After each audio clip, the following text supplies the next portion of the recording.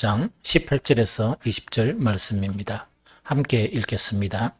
예수께서 나와 말씀하여 이르시되 하늘과 땅의 모든 권세를 내게 주셨으니 그러므로 너희는 가서 모든 민족을 제자로 삼아 아버지와 아들과 성령의 이름으로 세례를 베풀고 내가 너희에게 분부한 모든 것을 가르쳐 지키게 하라. 볼지어다 내가 세상 끝날까지 너희와 항상 함께 있으리라 하시니라. 아멘. 한 번 더 읽겠습니다. 예수께서 나와 말씀하여 이르시되 하늘과 땅의 모든 권세를 내게 주셨으니 그러므로 너희는 가서 모든 민족을 제자로 삼아 아버지와 아들과 성령의 이름으로 세례를 베풀고 내가 너희에게 분부한 모든 것을 가르쳐 지키게 하라. 볼지어다 내가 세상 끝날까지 너희와 항상 함께 있으리라 하시니라. 아멘.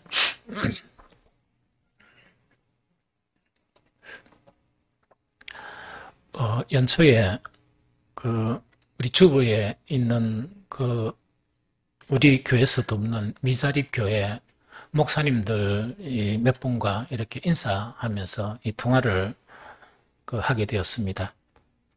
이제 통화를 하면서 좀 반가운 소식들이 있었는데 아직까지도 열심히 전도하는 그런 교회들이 다수 있었어요.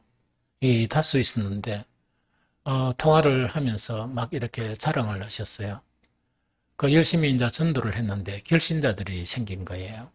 그래서 결신자들이 생기면서 너무 감사하다 이렇게 이 말씀을 하셨습니다. 그런데 그 결신자가 그 교회는 성도들이 많지 않다 보니까 목사님, 사모님이 주로 이렇게 전도를 하세요. 그 전도를 하시는데 그 전도 방법이 뭔가니까 각 교회에서 가장 부정적으로 생각하는 길거리 전도예요. 그래서 우리가 이제 선교 헌금을 보내면 그걸 가지고 전도 물품을 사가지고 이렇게 보내고 또 어떤 교회들은 연말에 목사님, 사모님 이렇게 좀 식사하시라고 우리 교회에서 돈을 보냈거든요. 그러니까 한번 식당에 모시고 갔지만 처음 오시고 음식 먹는 방법을 잘 모르시는 거예요. 그래 안 가보셔가지고 그래서 마음이 너무 아프고 해가지고 연말에 뭐 어쨌든 이렇게 해가지고 꼭 이거는 딴 데 쓰지 마시고 목사님, 사모님 식사하세요. 그래서 인증샷 보내세요. 사진 찍어가. 왜 혹시 딴 데 쓸까봐 이랬지만은 그걸 또 전도용품을 사가지고 또 이렇게 이 전도를 하신 것 같아요.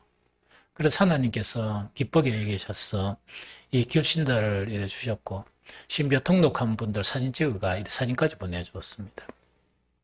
그래서 정말 그분들이 하시는 말씀이 우리는 할 수 있는 일이 아무것도 없습니다. 왜 정말 교회를 이렇게 했지만 코로나 상황 중에 너무 힘들고 우리가 할 수 있는 일이라고는 기도하고 길거리 나가서 전도하는 것밖에 없습니다.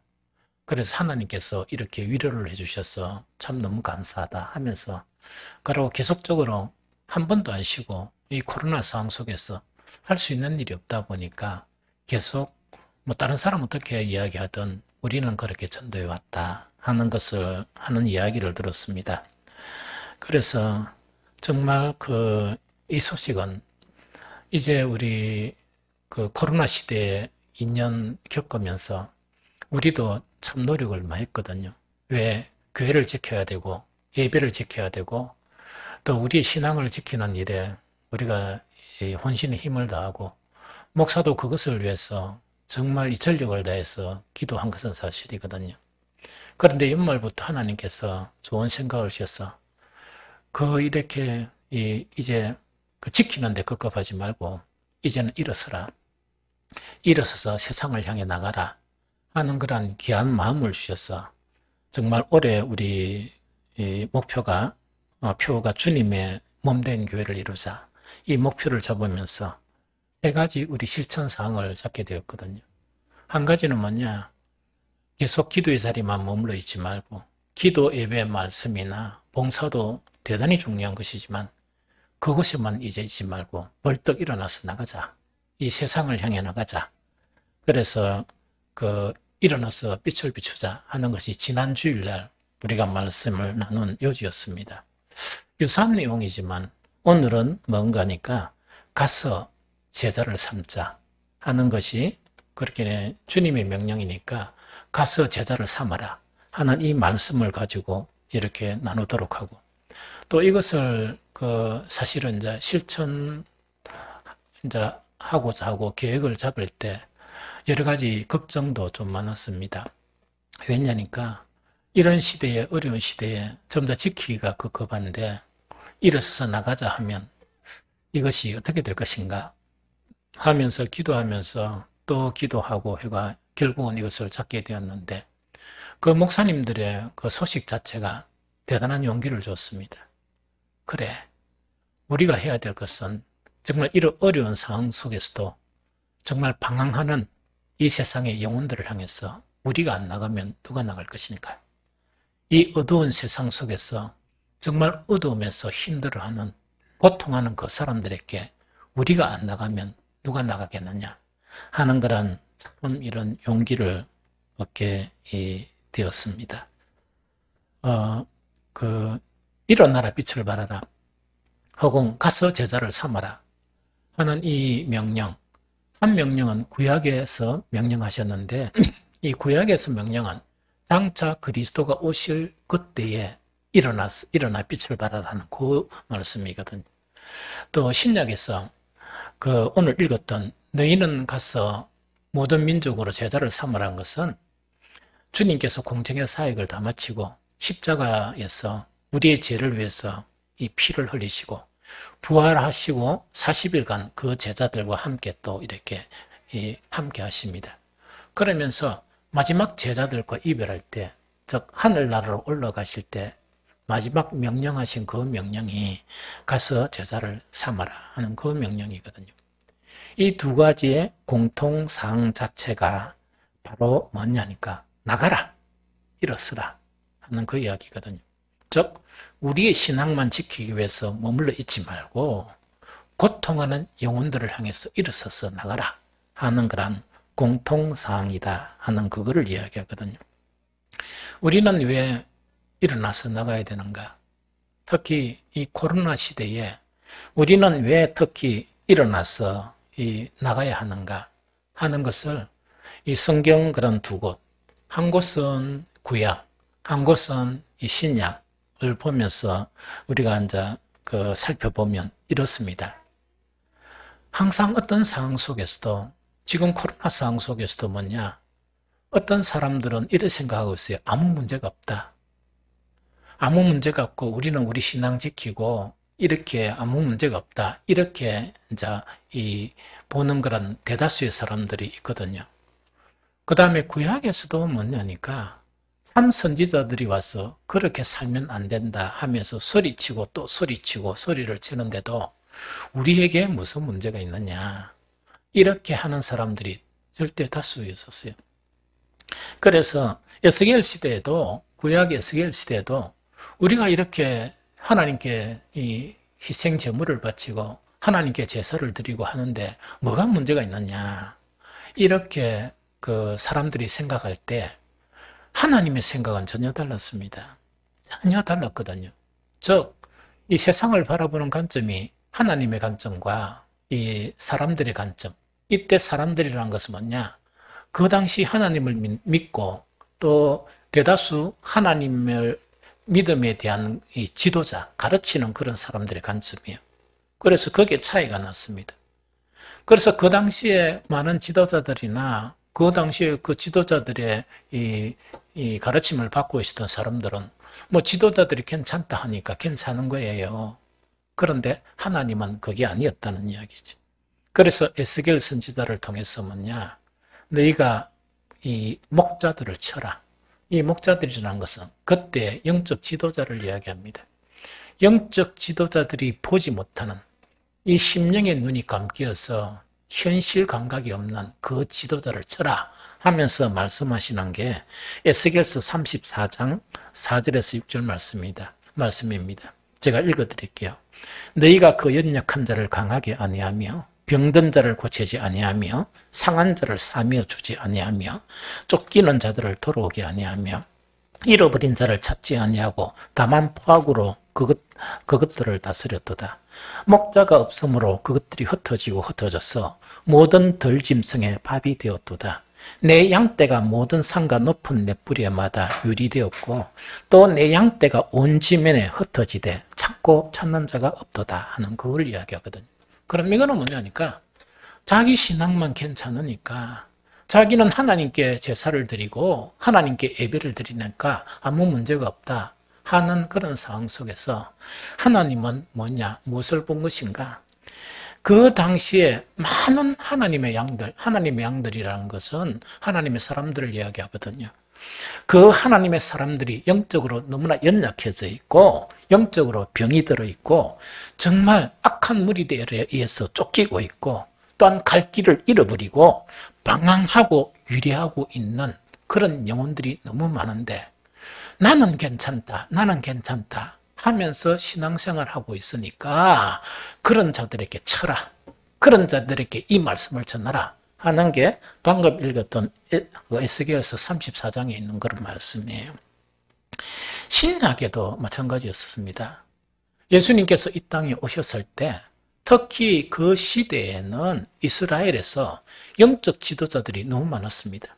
제사장들도 많았고 정말 저번에도 이야기했지만 예루살렘 성전도 있었고 회당들도 너무 많이 있었고 그것뿐만 아니고 바리새인들도 있었고 서기관들도 있었고 온갖 사람들이 영적인 지도들이 많았습니다. 그러다 보니까 사람들이 생각하는 것은 뭐냐, 참 우리가 아무 문제가 없다, 하나님과 우리 사이에 전혀 문제가 없다 이렇게 생각하고 안주하고 있었거든요. 그런데 예수님께서 하나님의 아들로서 이 땅에 와서 딱 보니까 전혀 다른 관점을 가진 거예요. 그 당시에 장로들이나 서기관들이나 바리새인들이나 많은 사람들이 자기 신앙을 지킨다고 생각했는데 그래서 문제가 없다고 생각했는데 예수님의 눈에는 전혀 다르게 보였는데 그것이 뭐냐? 우리 같이 한 번 더 읽어봅니다. 마태복음 9장 36절에서 38절입니다. 같이 읽겠습니다. 시작.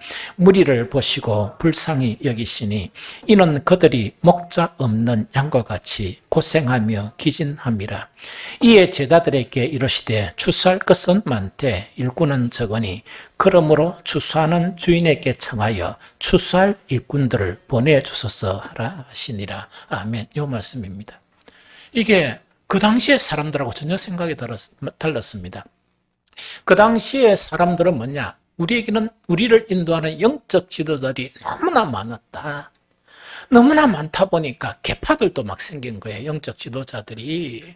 그런 상황인데도 예수님께 보시는 것은 뭐냐? 추수할 것은 너무 많고 정말 어린 양들을 가르치고 인도해야 될 일은 너무 많지만 일꾼이 전혀 없다는 이야기거든요. 이게 관점의 차이입니다. 그 당시에 유대 영적 지도자들은 우리가 이렇게 잘 인도한다고 자기들은 생각했는데 예수님이 보는 관점에서는 뭐냐? 그 한 사람 한 사람을 보니까 목자 잃은 양과 같이 너무나 영적으로 환난을 당하고 영적으로 고생을 한다는 이야기거든요. 그러면서 세상을 살아가기에 너무나 힘들어하는 그 양들이 너무나 많다는 이야기거든요. 그래서 그 제자들에게 너희들은 기도하는데 이 양들은 이렇게 요리하는데 일할 일꾼들은 너무나 없다. 그래서 추수하는 주인인 하나님께 청해서 일꾼을 보내달라고 기도하라. 즉 예수님이 보신 관점은 뭐냐? 아무 문제도 없는 게 아니고 너무나 많은 사람들이 힘들어하고 고통스러워한다는 그 이야기입니다. 코로나 시대에 당한 이 시대도 마찬가지입니다. 많은 천하보다 귀한 하나님의 그런 영혼들이 너무나 방황하고 유리하고 어디로 갈지를 알지도 못하고 그런 유리하고 방황하는 영혼들이 너무나 많다 하는 그것 자체를 이야기합니다. 그래서 정말 이 주님의 그런 지상명령 정말 가서 제자를 삼아라 하는 그 명령 자체는 지금 이 시대에 즉 이 코로나 시대에 가장 우리가 일어서서 나가야 되고 또 그 한 영혼들을 우리가 찾아서 또 그 영혼들을 먹이고 그 영혼들에게 위로의 복음을 전하고 그 영혼들을 강하게 하는 일, 그 일을 해라 하는 이것이 바로 주님의 지상명령입니다. 예수님의 지상명령은 명령에서 가라 하는 것은 두 것입니다. 사실은 첫 번째 오늘 읽었던 가라는 것은 모든 족속, 모든 민족을 이야기합니다. 그래서 각 나라에서 각 교회 선교사들을 막 파송하죠. 그래서 제 제자 중에 한 사람도 뭐냐, 이 시대에 모든 걸 다 포기하고 2년 정도 준비해가지고 이 선교를 위해서 떠나버렸습니다. 그래서 그곳에 가는 것도 우리가 가야 될 곳입니다. 정말 하나님이 나를 보내시는 그 어느 곳에 가서 정말 죽기를 각오하고 복음을 전하는 그것도 가야 할 곳입니다. 그런데 또 한 가지 가야 할 곳이 있는데 그것이 마태복음 10장 6절입니다. 오히려 이스라엘 집에 잃어버린 양에게로 가라 하는 이 말씀입니다. 그럼 두 곳인데 이 가서 제자를 삼아야 될 두 곳 중에 하나는 뭐냐? 그 멀리까지 이 외국에까지 가서 이 복음을 전하는 선교 활동을 하는 그것도 우리가 가야 될 곳이지만 또 한 곳은 뭐냐? 우리 국내만 하더라도 뭐냐? 유리하며 방황하며 살아가는 정말 이 세상의 제종이 되어서 악한 사탄의 그런 종이 되어서 고생하며 살아가는 그런 양들이 너무나 많다는 이야기죠. 그러면은 우리가 목표를 세우면서 가서 제자를 삼으라. 일어나 빛을 발하라 하는 것은 어떤 것이냐? 우리의 목표는 한 가지입니다. 즉, 각 나라에 가서 제자를 삼는 게 아니고 우리 안에 있는 유리하고 방황하는 그 많은 사람들을 향해 가라는 이야기죠. 그런데 그것도 조금 더 이렇게 축소를 했습니다. 어떻게 축소를 했는가 하니까 정말 우리는 잃어버린 영혼들에게 가야 되는데 너무 많아가지고 우리 작은 교회 여러분들 한 사람 한 사람이 대한민국 전체에 있는 잃어버린 양들을 감당하기에는 믿음도 부족하고 여러 가지가 부족합니다. 그래서 분명한 선을 정한 것은 뭐냐? 내가 가장 사랑하는 사람들에게로 가라 하는 그 이야기입니다. 내가 가장 사랑하는 사람이 내 가족이면 내 가족에게로 가고 내 자식이면 내 자식에게로 가고 내 부모면 내 부모로 가고 또 그것뿐만 아니고 내가 가장 아끼고 사랑하는 친구가 있다면 그 친구들이 여러분들이 가야 될 선교지이다 하는 것으로 국한한 거예요. 아마 그것 자체가 정말 현실적으로 우리가 할 수 있는 최선의 선택이고 최선의 방법이 아니겠느냐 하는 생각이 듭니다. 여러분들 지금 이 시대가 대한민국만 그런 게 아니고 전 세계가 이 엉망입니다. 전 세계가 엉망이다 보니까 지금은 정말 잃어버린 양들에게 이 집중할 때이다 하는 그런 생각이 듭니다. 그러면 잃어버린 양들에게 그 사람들 교회 나가는데 왜 거기 집중하란 말입니까? 거기 이제 의문점이 들죠. 가끔씩 있다가 교회도 나가기도 하고 뭐 이렇게 하는데 왜 그 사람들에게로 가야 되느냐 하는 그것 자체를 한 가지 예를 들어서 설명을 하겠습니다. 마이클 호든이라는 사람이 있습니다. 저보다 한 10살 아래입니다. 이 사람도 미국 장로교회 이 목사이면서도 신학자이고 이분이 저서 중에서 우리나라에 번역된 저서들이 상당히 많이 있습니다. 현재 누가 장로교회 이 목사님, 담임 목사님으로 이 목회하고 있습니다. 그의 저서 중에 2009년도에 출판된 게 있어요. 2009년도라 그러면 우리하고 동일한 세대죠. 이 동일한 세대인데 그 저서 이름 자체가 참으로 안타까운 이름이에요. 그 책 제목이 뭐냐? 그리스도 없는 기독교예요. 그런데 그리스도 없는 기독교인데 이분은 미국에 사니까 미국에 있는 현실을 이렇게 이 책을 통해서 폭로를 한 거예요. 같은 교회 목사이면서도 이 폭로를 한 겁니다. 그래서 지금 현대 가치를 살아가고 있는 유럽 교회 뭘 하겠다 그랬죠? 미국 교회 부흥한다고 이야기 들었죠? 부흥한다고 이야기 들었던 미국 교회 있죠? 그 교회에 대해서 사실을 이렇게 들춰낸 거예요. 그래서 그리스도 없는 기독교 자체가 이 2009년도에 초판이 나와가지고 제가 알기로는 9판인가 이렇게 서로 많이 팔렸다는 이야기겠죠. 그렇기는 이 책에 보게 되면 어떤 내용이 있는가 하니까 미국 성인의 설문조사를 하면 86%가 종교가 무엇이냐 이렇게 하면 86%가 나는 기독교인이다 이렇게 이야기하는가 봐요. 그래서 이제 설문조사 기관에서 조사를 했겠죠. 그래서 성인 86%가 자신은 기독교인이라고 밝히고 있는 거예요. 그런데 이 마이클 호튼 이분 자체는 뭐냐니까 그 자료 자체를 보면서 정말 현실적으로 이제 고발을 했는데 86%라고 그리스도인이라고 자처하는 사람들이 있는데 그 사람들을 보면 복음과 전혀 관계없는 여러 가지 이질적인 철학이나 이질적인 심리학이나 뭐 여러 가지 치료학이나 이게 짬뽕이 돼가지고 혼합 종교가 되어 있다는 이야기죠. 혼합 종교가 되어 있어가지고 말은 그리스도인이고 예배에 출석하는 사람도 있지만은 바로 어떤 사람인가 하니까 이 듣는 복음의 말씀 자체가 혼합이 되어 있다 보니까 전혀 그 사람들은 예수님을 안 닮은 거예요. 그러면은 조금이라도 예수님을 닮아야 되고 형이라도 예수님을 좀 닮아야 되는데 안 닮고 어떤 사람이냐? 예수님은 여기 계시면 어떤 이런 모양을 하고 계시면 전혀 다르게 살아가는 거예요. 그래서 직격탄을 날린 게 뭐냐? 그리스도가 없는 교회. 교회라는 것은 뭐냐? 예수님께서 십자가의 피를 흘리면서 그 값주고 교회를 세움으로 말미암아 예수님의 몸이라고 이야기해요. 예수님의 몸이고 머리는 예수 그리스도신데 이분의 고발 자체가 어떤 고발이냐? 교회는 있는데 머리인 그리스도가 없다는 이야기거든요. 사람만 득실득실 거린다는 그 이야기거든요. 이것이 미국 교회의 현실이다. 이렇게 단정하면서 아주 용감하게 이 책을 출판을 한 거예요. 이와 유사한 제목들이 많이 나왔습니다. 그런데 이것이 미국만의 문제일 것 같습니까? 아닙니다. 우리의 상황도 뭐냐? 대다수의 목회자들이나 대다수의 이 성도들이 뭐냐? 우리는 예배 잘 드리잖아요. 우리는 주일날 그래도 꼬박꼬박 예배를 드리잖아요. 만약에 이렇게 생각한다 그러면 예배를 잘 드리고 많이 드렸다 그러면 왜 됩니까?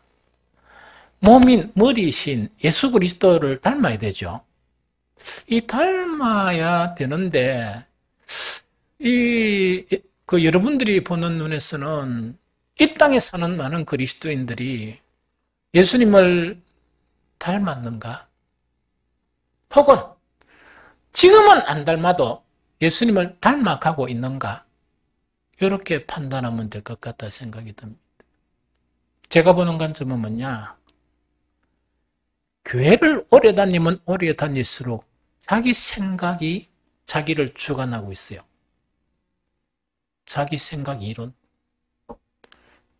그러다 보니까 특정 어떤 부분에서는 막 이렇게 뛰어나요.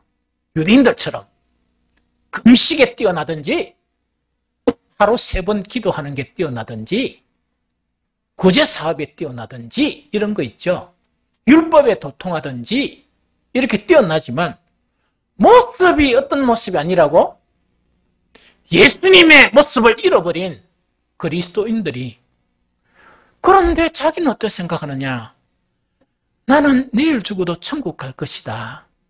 그런데 아무리 생각해도 천국은 그런 사람이 없어. 속고 있단 말이에요. 그러면 그 속고 있는 사람을 방치하랍니까?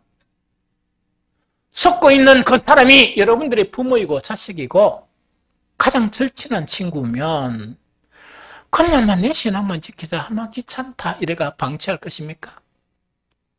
그러면 한 번은 다 주님 앞에 서야 되는데 너희 엄마한테 뭐 했노 이때까지? 너희 엄마 어디 갔나? 너가 아버지 어디 갔냐? 너 자식들 어디 갔냐? 이렇게 물으면 뭡니까? 이럴 겁니까? 내가 주님의 이름으로 기도를 얼마 한가 합니까? 내가 주님의 이름으로 교회 일을 얼마나 한 것이 압니까? 이렇게 항변하랍니까? 그때 주님께서는 뭐냐? 나는 일을 전혀 모르겠는데 네가 내 일을 했단 말이가? 나는 네가 기억도 없는데 네가 기도를 그렇게 많이 했단 말이냐? 이 소리를 듣게 된다면 우리는 얼마나 불쌍한 사람이고 세상에 가서 놀도 못하고 주일날 쉬지도 못하고 예배드리면서 주님으로부터 그런 책망을 받게 된다면 인생 중에 가장 불쌍한 인생이 그런 책망받는 인생이 아니겠느냐 하는 그 부분이죠. 우리 교회는 사정이 좀 좋다고 생각해요. 대다수. 저는 확신하는 것이 뭐냐? 반드시 천국에서 만날 것이라는 확신을 하고 있습니다.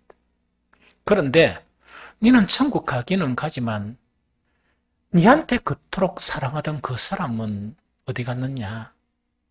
이렇게 책망받는다면 얼마나 우리는 그때 슬픔을 당하겠습니까? 내 하나 구원을 넣는데 그토록 사랑한다고 하는 사람이 지옥불에 떨어지게 된다면 얼마나 그 구원이 부끄러운 구원이겠느냐 하는 그 이야기죠. 그래서 우리는 뭐냐? 너무 크게 목표 잡지 말고 아주 작게 내가 제자를 삼아라는 대상은 내 부모다. 내 자식들이다. 나의 가장 사랑하는 절친들이다 하면서 그것도 오래만 하지 말고요. 목표를 넓게 잡으세요. 어떻게?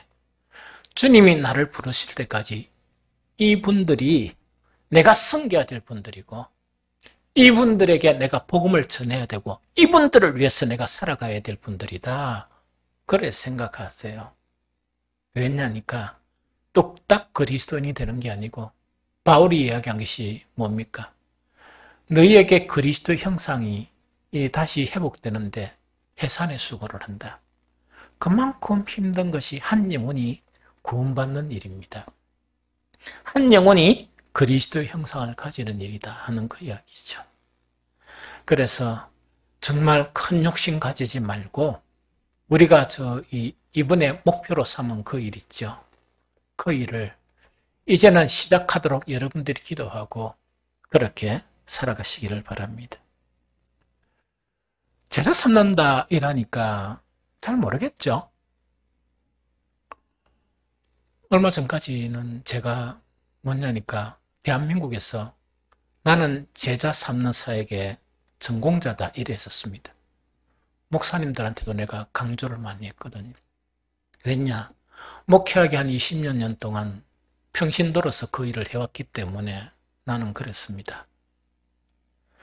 그런데 제자 삼는다는 거 있죠. 이거를 갖다가 한마디로 요약하는 것은 너무나 힘들어요. 그래서 여러분들이 이해하기 쉽게 한 가지 원리만 이렇게 탁 말씀을 드릴게요. 제자 삼는다는 것은 뭐냐? 두 가지를 같이 하는 것을 이야기해요. 하나는 뭐냐? 예수 그리스도의 말씀을 가지고 가르치는 일이에요. 이해됩니까? 예수님의 말씀을 가지고 가르치는 일입니다. 그런데 그것만 하면 제자 삼는 일은 아닙니다. 하나는 예수 그리스도의 말씀을 가지고 가르치는 일 있죠. 요것도 해야 되고 다른 하나도 대단히 중요한데 그것이 뭐냐?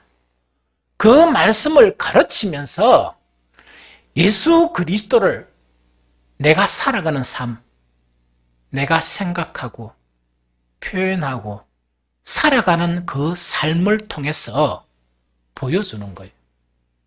요 두 가지를 해야 됩니다. 다시 쉽게 이야기할게요. 예수님의 말씀을 말로 원리로 가르치는 거 이것도 하지만 한 가지는 뭐냐? 내가 말씀을 통해서 하나님의 아들이 되었죠? 형상이 되었죠? 하나님의 아들의 형상이 된 그것을 보여주는 것을 이야기해요. 좀 이해가 되죠? 그 두 가지를 해야 돼. 그 두 가지 하는 것 자체가 쉽게 말하면 제자 삼는다는 아주 핵심적인 원리 중에 하나이다 하는 그걸 이야기합니다. 자, 그럼 성경을 한번 읽어봅니다. 골로새서 1장 28절 같이 읽겠습니다. 시작. 우리는 이 그리스도를 전합니다. 우리는 모든 사람을 그리스도 안에서 온전한 사람으로 세우기 위하여 모든 사람에게 권하며 지혜를 다하여 모든 사람을 가르칩니다. 한 번 더 읽습니다. 시작. 우리는 이 그리스도를 전합니다. 우리는 모든 사람을 그리스도 안에서 온전한 사람으로 세우기 위하여 모든 사람에게 권하며 지혜를 다하여 모든 사람을 가르칩니다. 이 말씀에 보면 이야기다, 그죠?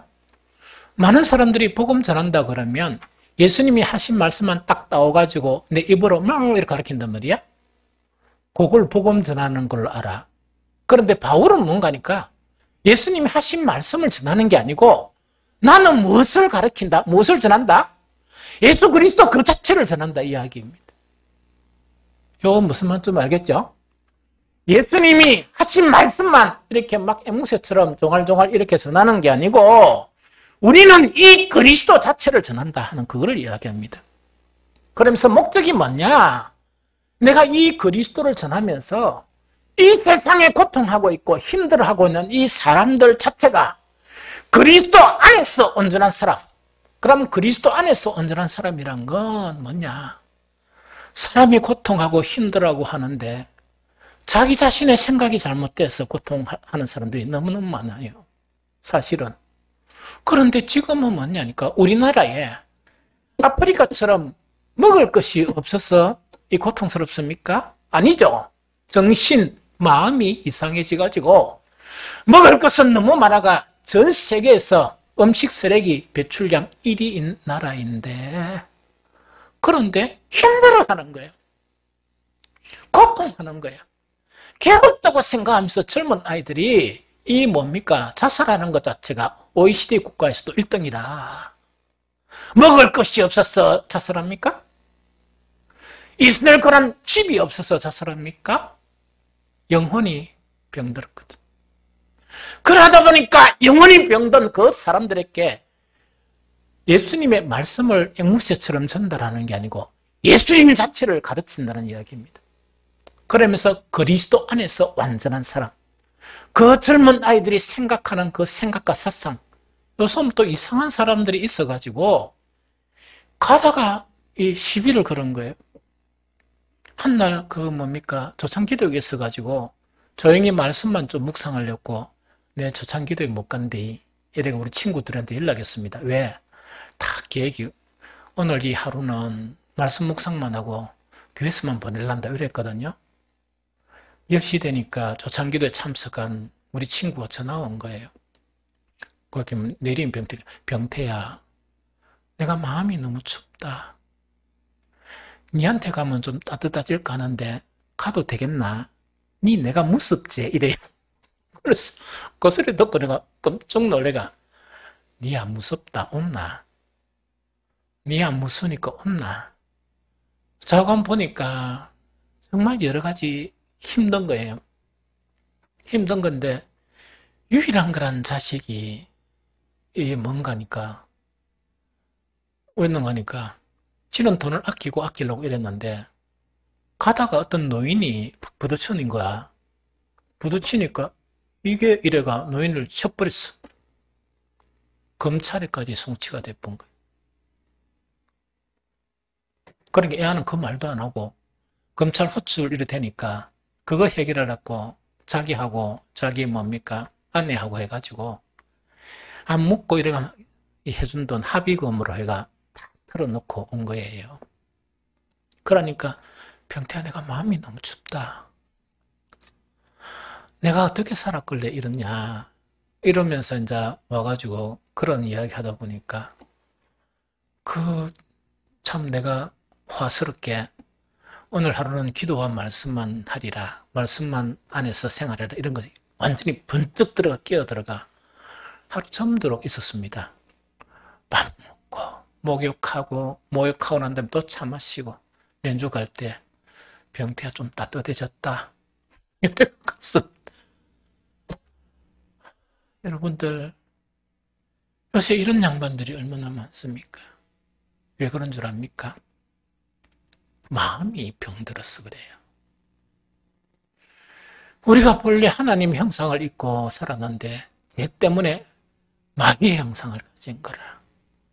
왜 가만히 또 붙인 노인한테 주먹질 해가지고, 근데 그 노인이 참 착한 노인이다. 착한 노인이니까 몇백만 원에 해결한 거야. 안 그러면은 이래가지고 뭐 합의 못한다 이러면 감옥에 안 보내면 수천만 원이 훅 날아가 버리는 거예요. 그런데 이런 사람들이 너무 많이 있습니다.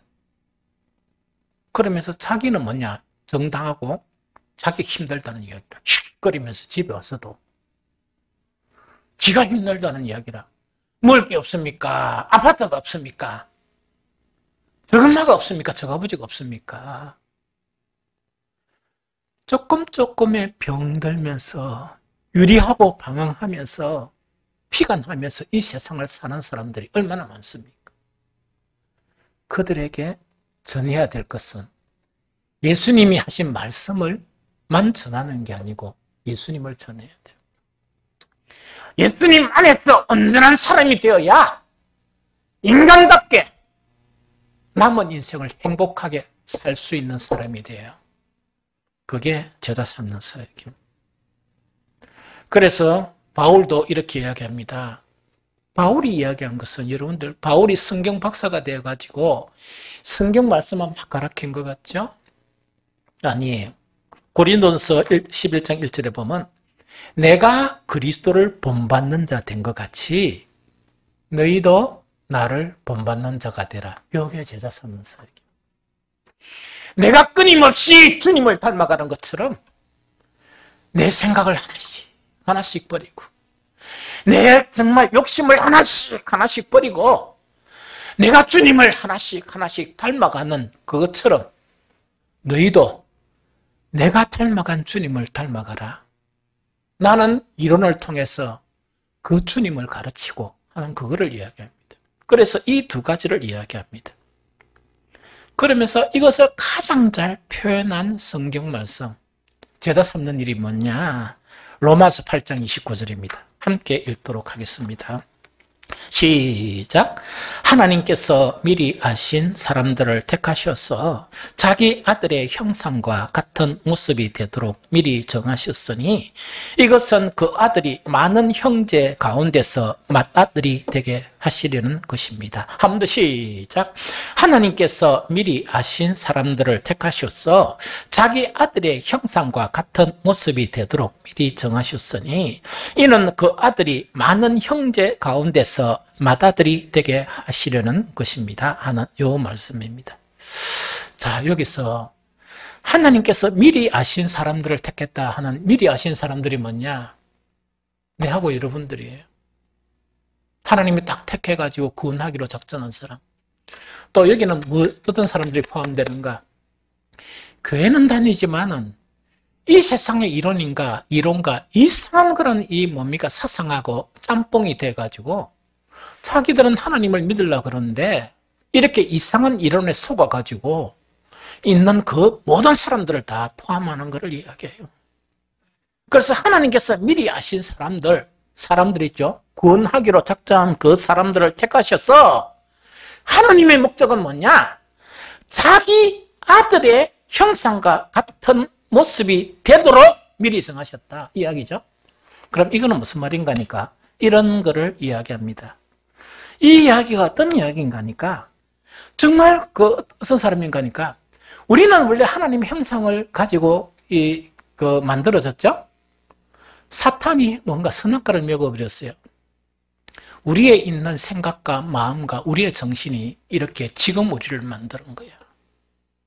싸울 필요가 없는 것을 가지고 싸우고 분노할 필요가 없는 것을 가지고 분노하고 또한 다툴 필요가 없는 문제를 가지고 멱살 잡고 다투고 그만하면 됐는데 더 가지려고 혈안이 되다 보니까 이 지구 전체는요, 하나님이 얼만큼 먹을 양식을 주셨느냐, 다 먹을 수 있도록 풍성하게 주셨는데, 먹을 게 있는데도 더 많이 가지려고 하니까 아프리카에는 물도 없는 거예요.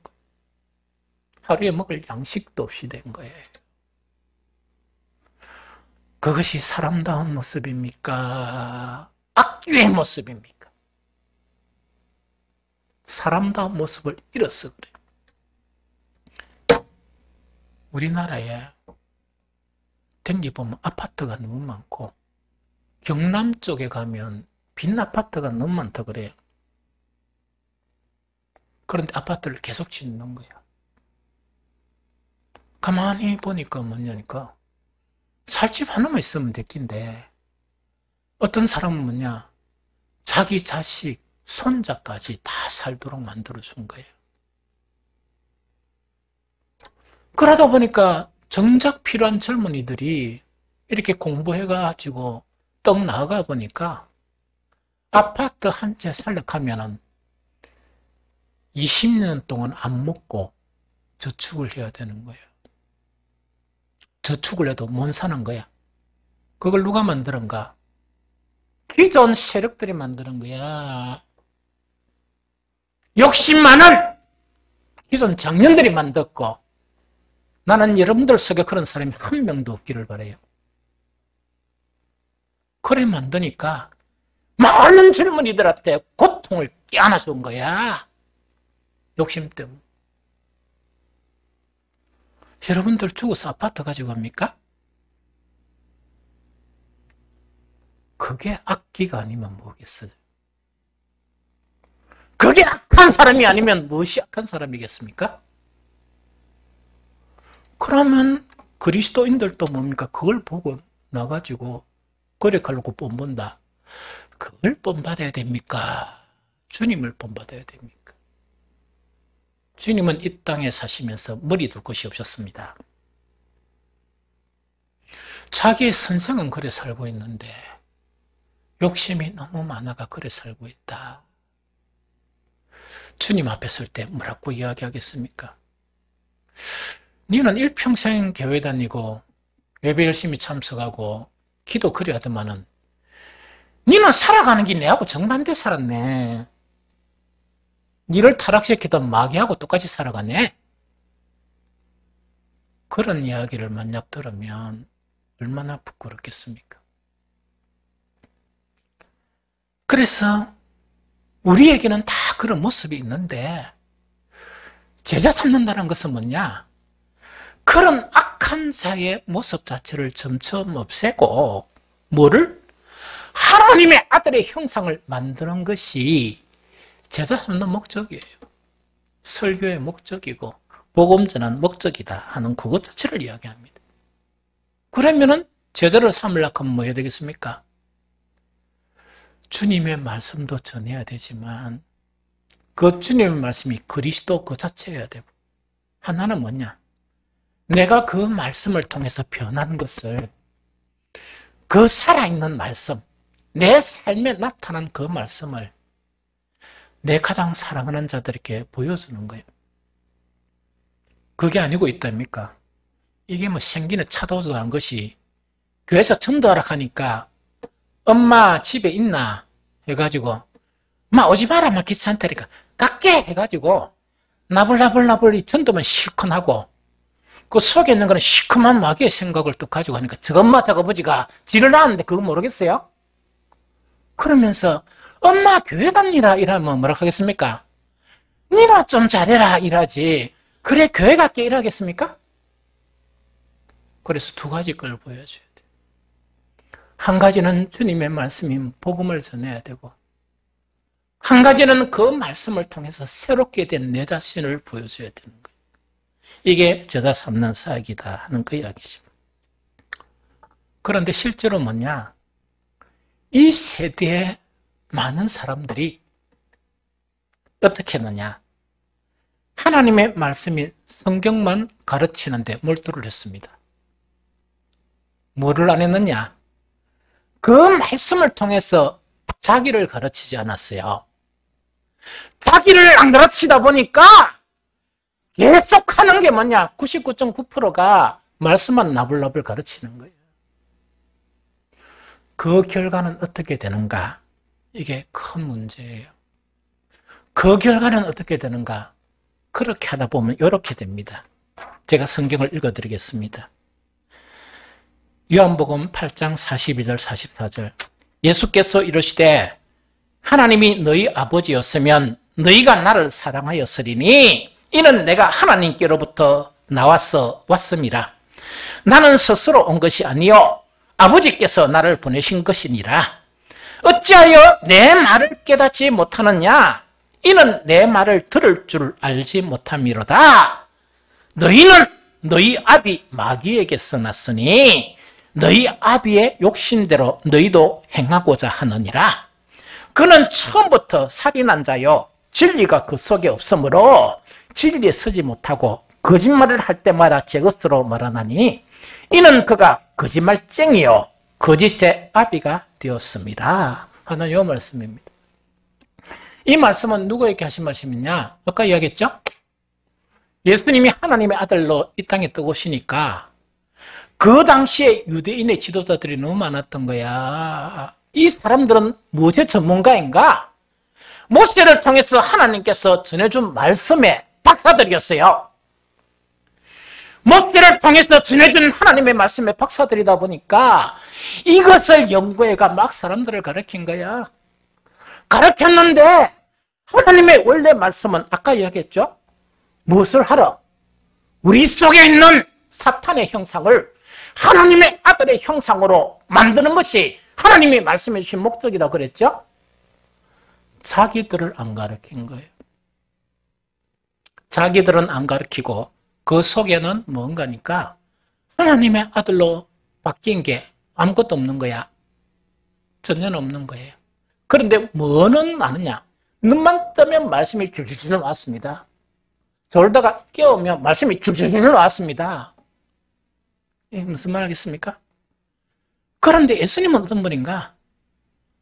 말씀 자체였던 그 예수님이 우리와 같은 육신을 입고 이 땅에 오셨어요. 같은 육신을 입었지만은 예수님은 생각이 하나님의 생각이고 예수님의 말씀은 하나님의 말씀이고 예수님의 행동은 하나님의 행동이고 예수님의 마음은 하나님의 마음을 가진 그분이었습니다. 그때 유대 지도자들은 뭐냐? 우리 속에 있는 지정의 중에 지성 자체만 발달돼 가지고 하나님의 말씀은 무엇이었느냐? 박사들이어서 막 가르쳤습니다. 그 속에 있는 사람은 사탄이었습니다. 그러다 보니까 그 지도자들 밑에 여러 사람들이 막 와가서 제사도 드리고 하니까 예수님이 딱 보니까 뭡니까? 그 지도자로부터 모든 사람들이 아무 문제 없다 이래 하니까 예수님은 뭡니까? 목자 이런 양처럼 고생하며 고생하는 사람들이 그 사람이다. 추수할 일꾼들을 보내주셔서 보내달라고 너희들은 기도하라 하는 이것이 예수님의 가르침이에요. 그래서 그 당시 유대 지도자들에게 예수님은 말씀만 하면 그 사람들하고 부딪혀하는 거야. 예수님이 무슨 말씀만 하면 그것은 하나님의 말씀이 아니고 이렇게 부딪힌 거야. 그런데 예수님 자체는 뭐라고요? 말씀이 육신을 입어서 이 땅에 오신 분이야. 하나님의 아들이에요. 이해됩니까? 그래서 예수님이 그들에게 책망하시는 게 뭐냐? 너희들에게는 내 말을 들을 줄을 모른다. 너희들은 내 말을 들을 줄도 모르고 깨달을 줄도 모른다. 왜 그러냐 하느냐 하면서 예수님이 그들의 실제를 폭로하세요. 너희들의 지식의 부분에 말씀이 너무 가득해가지고 눈만 뜨면 말씀을 가르치는 너희였지만 너희는 어떤 사람이냐? 말씀을 지식으로만 축축하다 보니까 너희는 아직 마귀 새끼다. 그걸 이야기합니다. 거기 44절에 너희는 너희 아비 마귀에게서 났으니 너희 아비의 욕심대로 너희도 행하고자 하느니라. 그는 처음부터 살인한 자요 진리가 그 속에 없으므로 진리에 서지 못하고 거짓말을 할 때마다 제 것으로 말하나니 이는 그가 거짓말쟁이요 거짓의 아비가 되었습니다. 이렇게 책망하는 거. 여러분들의 남은 인생에 큰일 계획하지 마세요. 여러분들은 그렇게 큰일 할 믿음은 없습니다. 제 성도니까 작은 일 하세요. 여러분들 가장 가까운 가족에게 여러분들은 선한 일을 행하십시오. 여러분들 자식에게 선한 일을 행하십시오. 여러분들이 가장 친한 그 친구들에게 선한 일을 행하시는데 간단한 것은 뭐냐? 주님의 말씀을 가르치고 그 말씀을 통해서 변한 내 모습을, 즉 말씀이 삶이 된 살아있는 말씀을 그들에게 보여주십시오. 그것이 제자 삼는 사에게 진정성을 의미합니다. 그럼 제자를 삼으려고 하면 여러분들이 제자가 되어야 되죠. 장로, 원수집사, 권사, 서리집사, 그거는 교회에서 준 직분이지 그걸 받았다고 제자답고 이야기할 수는 없습니다. 여러분들이 참 제자가 되어야 제자를 삼을 수 있습니다. 그러면 제자는 어떻게 되는가? 한 가지만 이야기할게요. 예수님이 말씀하신 거예요. 함께 읽어봅니다. 요한복음 8장 31절 32절 함께 읽습니다. 시작! 그러므로 예수께서 자기를 믿은 유대인들에게 이르시되 너희가 내 말에 거하면 참으로 내 제자가 되고 진리를 알지니 진리가 너희를 자유케 하리라. 한 번 더 시작!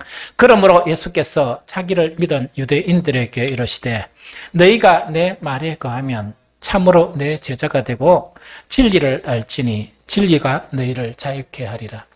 예수님이요, 그 유대인들이 개종해가 나 예수님을 믿을게 해가 온 거야. 그럼 이거는 무슨 말인가 하니까 그리스도인이 되어서 교회 일원이 되었다는 이야기. 교회 일원이 된, 이 등록하고 교회 일원이 된 이 사람들에게 뭐라고, 유대인들에게 뭐라고 이야기하는가? 너희가 내 말에 거하면 참 내 제자가 된다, 이 이야기입니다. 그럼 이건 무슨 말인가 하니까 이 교회 일원이 되었다고 해서 다 내 제자가 아니고 어떻게 해야 내 제자가 되느냐? 너희가 내 말에 거해야 참 내 제자가 되고 비로소 진리를 알게 되고 진리가 너희를 죄의 사슬에서 매여 있고 여러 가지 고통의 사슬에서 얽매여 있고 여러 가지 이상한 그런 정신세계에서 얽매여 있는 그것들이 다 끊어지면서 자유로운 사람이 된다 하는 그거를 지금 이야기합니다. 여기서 너희가 내 말에 거한다는 것은 다른 표현은 어떤 것인가? 예수님의 말씀이 우리 안에 거하는 이걸 이야기합니다. 자, 제가 설교하죠. 좀 더 말씀을 인용해서 설교하죠. 이래가지고 여기 귀에 들어가 지식의 부분만 뱅뱅 도는 걸 이야기하는 게 아니라 말씀이 우리의 내면 속에 들어오는 것을 이야기합니다. 말씀이 우리의 감성이나 의지나 정말 우리를 사로잡는 것을 의미해요. 이렇게 돼야 비로소 주님의 제자가 될 수 있다는 이야기입니다. 자, 제가 우리 성도들에게 지금 주님의 말씀을 전하죠. 그러면 여러분들 귀로 다 들었죠? 또 한 번씩 막 이렇게 소리를 쳤으니까 들리겠죠? 이 주무시던 분들도 벌떡 일어나가 들었겠죠? 귀로 들었다 하는 것하고 말씀이 여러분들 안에 들어왔다는 것하고는 달라요. 말씀은요, 아무나에게 안 들어갑니다. 왜 안 들어가느냐? 말씀은 거룩한 영의 말씀이에요. 그래서 속이 들어오면 말씀이 안 들어가요. 그럼 어떤 사람에게 말씀이 안에 들어가느냐? 예수 그리스도의 십자가의 보혈의 능력을 체험한 사람에게 들어가요. 예수 그리스도의 십자가의 보혈의 능력이 제일 근세에 매여 있는 우리를 깨뜨리게 될 때에 그때 우리 속에 내주하는 성령과 함께 말씀이 우리 내면 속에 들어가요. 그래서 예수님은 그 제자들에게 너희는 내가 이런 말로 이미 깨끗하게 되었으니 내 안에 가라. 아무나 주님 안에 가는 게 아니고 주님 안에 가는 게 집에 있다가 교회 안에 앉아 있다고 되는 게 아니에요. 어떻게 되는 거니까 그 말씀을 통해서 깨끗하게 된 사람, 예수 그리스도의 십자가의 보혈의 능력이 하나님의 놀라운 은총으로 여러분들의 영혼을 뒤집어 버려서 이제는 내가 어떻게 됐느냐? 죄를 싫어하는 거예요. 죄를 싫어하고 그 대신 하나님의 은혜를 사랑하는 그 사람이 되었을 때 비로소 하나님의 말씀이 여러분들의 영혼에 들어온다 하는 그거를 이야기합니다. 그래서 혹시 여러분들이 주의 종의 말씀 자체가 여러분들의 마음에 이렇게 파동을 주면 여러분들은 이 세상에서 가장 복 있는 사람입니다. 이미 십자가의 보혈의 능력이 죄의 사슬에서 여러분들을 해방시켰기 때문에 그렇습니다.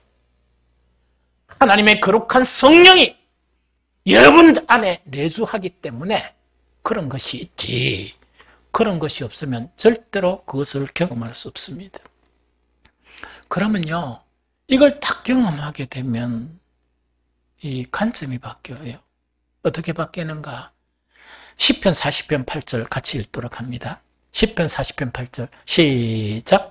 나의 하나님이여 내가 주의 뜻 행하기를 즐기오니 주의 법이 나의 심중에 있나이다 하였나이다. 한 번 더 시작.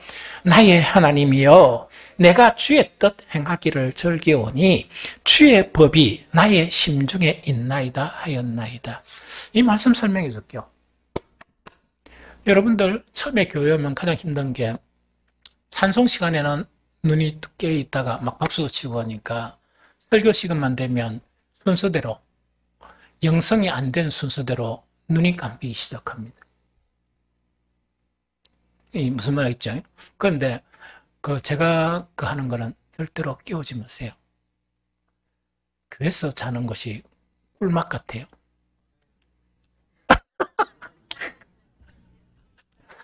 잠시 자고 나면 꿀맛 같아요. 그래서 옛날에 어떤 장로가, 옛날에는 장로들이 이어 있는 게 앞에 앉아 있었습니다. 아들이 딱 보니까 장로인 저가 아버지가 계속 졸고 있거든요. 그래서 이제 이 아이가 질문을 한 거예요. 아버지, 다른 장로님들은 괜찮은데 왜 아버지는 계속 졸고 계십니까? 이러니까 아들아, 영성의 차이다. 주님의 품 안이 얼마나 포근한데 잠을 안 자겠느냐. 제가 오해한 거는 우스게 누가 이야기를 막 지어냈습니다. 여러 가지로. 그러고 했던 거 하니까 설교 말씀 듣는 것하고 성경 보는 게 너무 힘들죠. 그런데요, 십자가의 보혈의 능력이 죄의 권능을 부숴버린 사람, 그런 사람에게는 왜 되는 거니까 말씀이 우리 내면 속에 들어와요. 사람이 점점 바뀌기 시작해. 옛날에 성경만 읽으면 잠이 오고 설교만 조금 이렇게 길면 또 오늘 길겠다, 내가 정신 차려야 되겠다, 이렇게 이제 생각을 했던 거야.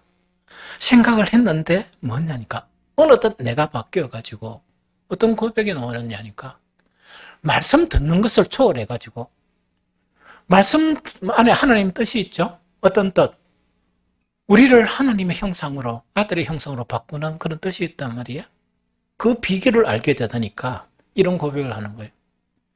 나의 하나님이여, 내가 주의 뜻 행하는 게 너무 즐겁습니다. 주님의 말씀대로 사는 게 너무 즐겁습니다. 그래서 주님의 말씀을 나는 내 심중에 딱 가다 놨습니다. 이렇게 고백합니다. 왜 고백하는가? 그 말씀 하나하나가 내를 얽매이게 했던 그 죄의 사슬, 그 속고 살았던 모든 그 사슬들 있죠. 그걸 끊으면서 영광의 자유로운 하나님의 아들의 인격을 가져가니까 그게 너무 즐거운 거예요.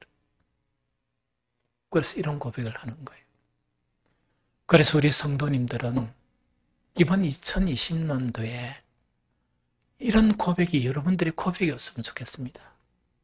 얼마나 대단한 사람이겠습니까? 뿐만 아니죠. 시편 63편 5절에 보니까 골수와 기름진 것을 먹은 것 같이 나의 영혼이 만족할 것이라.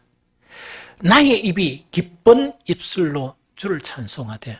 이거는 뭐냐니까 서로 고급스러운 음식점에 가서 음식 먹으면 참 좋죠. 그런데 하나님의 말씀이 뭐냐?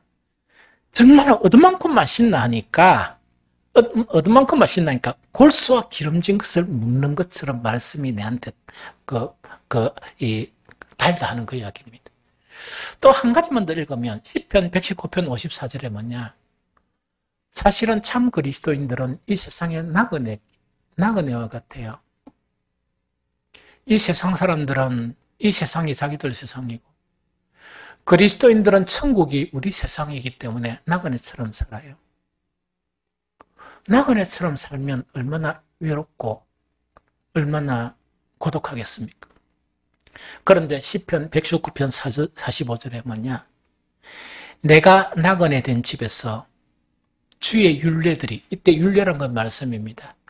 주의 말씀들이 나의 노래가 되었습니다. 왜? 말씀이 그만큼 기뻐진다는 이야기거든. 그러면서 나그네 길을 끝까지 갈 수 있게 되었다 하는 이런 고백들이 우리에게 나타나게 된다는 이야기죠.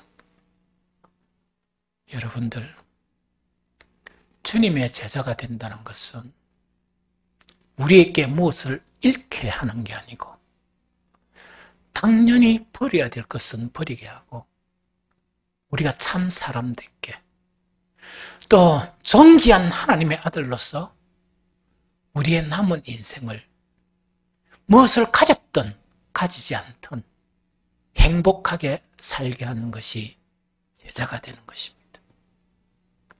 그러면 여러분들의 가장 가까운 그런 이웃들이나 가장 사랑하는 사람들에게 이런 것을 전해주는 것, 즉 주님의 말씀과 여러분들의 삶을 통해서 보여주는 것, 이것이 그들의 인생에서 가장 큰 선물이고 가장 귀한 선물입니다. 왜? 이 세상, 이 생만 행복한 것이 아니고 그들은 이 생을 떠나도 영원한 하나님의 나라가 보장되어 있기 때문에 그렇습니다. 그래서 우리도 그런 복을 누리면서 살고 여러분들이 가장 사랑하는 사람도 함께 그런 복을 누리며 살기 위해서 여러분들 한 사람 한 사람이 참 제자가 되고 또한 여러분들을 통해서 제자를 삶아가는 그런 복된 일이 저와 여러분들에게 있으시기를 예수 그리스도 이름으로 축복합니다.